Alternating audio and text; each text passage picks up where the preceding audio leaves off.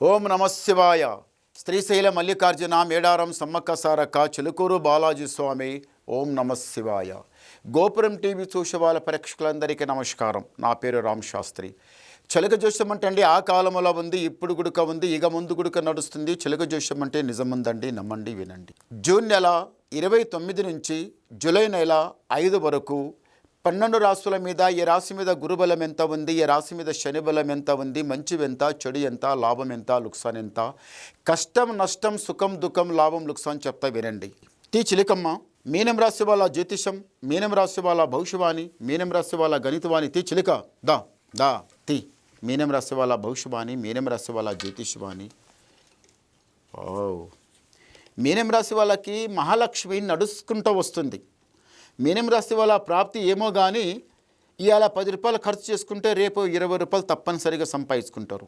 రేపు 20 రూపాయలు సంపాదించుకుంటే ఆ తర్వాత ఇంకా 40 సంపాదించుకుంటారు. మీరు పోగొడతారు, సంపాదించుకుంటారు, పైసా ఖర్చు చేస్తారు, మళ్ళీ సంపాదించుకుంటారు. అది బాగుంది. ఈ రాశి వాళ్ళకి కపటం ఉండదు. మనసులు ఏదో పెట్టుకొని మాట్లాడరు, ఉన్న మాట ఉన్నట్టే మాట్లాడతారు. స్నేహబంధం, స్నేహం చాలా గొప్ప పనికి వస్తుంది. ఈ రాశి వాళ్ళకు మళ్ళొకటి ఏముందంటే మాత్రం ఇంటికి దారిద్ర్య గడియ, సర్ప నాగదృష్టి, ఇంటి మీద కాల సర్పం లేక ఇంటి మీద మాత్రం విషం చాలా చెడ్డగా ఉండండి. ఆ విషం వలన ఏమైపోయిందంటే ఇల్లంతా ఇన్ని రోజులు చాలా కష్టపడ్డారు. ఈ మీనం రాశి వాళ్ళకు ఒకటి ఏమిటిది అంటే ఏదైతే కొత్త వస్తువులు కనిపిస్తాయో, ఏదైతే బండైనా కానీ, వాహనమైనా కానీ, ఇక ఎండి బంగారమైనా కానీ, ఆభరణాలైనా కానీ, వస్త్రాలైనా కానీ, బట్టలు ఏదైనా కానీ మీకు కనిపించింది అనుకోండి, తొందరగా కొనేస్తారు. తొందరకు కొనేసి ఏం చేస్తారంటే తర్వాత చాలా బాధపడతారు. అరే నేను ఇంత అనవసరంగా కొంటి కదరా, ఉన్న పైసంతా ఖర్చు చేసుకుంటే కదరా అని చాలా బాధపడతారు. ఈ రాశి వాళ్ళు ఒక్కటి ఆలోచించాలండి.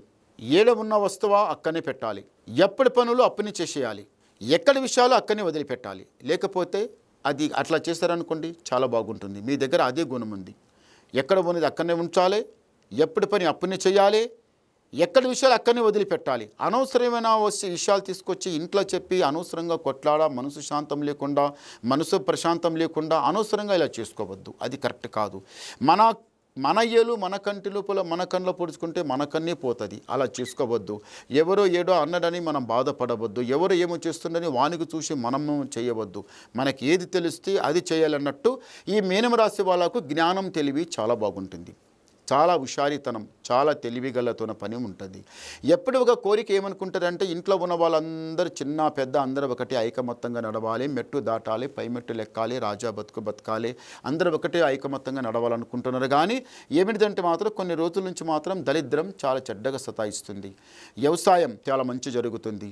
భూమి కొనాలనుకున్నా, ఇల్లు కట్టాలనుకున్నా, లేకపోతే ప్లాట్ కొనాలనుకున్నా, లేకపోతే ఉన్న ఇల్లన్నా అమ్మాలి, లేకపోతే ఇన్న ప్లాట్ అన్నా అమ్మాలి, ఏదో ఒకటి చేయాలనుకున్న వాళ్ళకి మంచి జరుగుతుందండి. భగవంతుడు ఉన్నాడు, దేవుడు ఉన్నాడు, మీకు లాభం జరుగుతుంది. నష్టాలు కష్టాలు ఉన్నాయి, మీకు చాలా మంచి జరిగే టైం ఉంది. కానీ తొందరపడకండి. ఇంతవరకు దరిద్రం చాలా చెడ్డగా సతాయిస్తుంది. ఇప్పుడు కూడా ఇంటి మీద దృష్టి చాలా ఉంది. ఎలా వచ్చిన పైసా అలాగే పోతుంది, జరగటం లేదు, అనుకున్నది జరగటం లేదు. ఒక్కసారి శ్రీశైల మల్లికార్జున లేకపోతే ఉజ్జయిని మహాకాళేశ్వర జ్యోతిర్లింగం దగ్గర పోయి దర్శనం చేసుకుని రండి. మీకు అంత మంచి జరుగుతుంది, జయం జరుగుతుంది. తొందర మాత్రం పడకని నిదానం చేయండి. ఒకసారి గవ్వలేద్దాం. ఓం నమశివాయ. చాలా మంచి గవ్వలు పడ్డాయి. మీనం రాశి వాళ్ళకు ఆదాయం 14, యాయం 11, రాజపూజ ఫలం 7, అవమానం 2. అంటే గురుబలమేమో 14 ఉన్నాడు, శని బలమేమో 2 ఉంది. ఈసారి మీకు మంచి జరుగుతుంది. తొందరపడకండి, నిదానం చేయండి. ఇంకా మీరు ఏమైనా వినాలనుకుంటే నాకు ఫోన్ ద్వారా మాట్లాడండి. ఉన్న మీ డౌట్ అంతా క్లియర్ చేసేస్తా, ఉన్నది మొత్తం చెప్పేస్తా. నమస్కారం.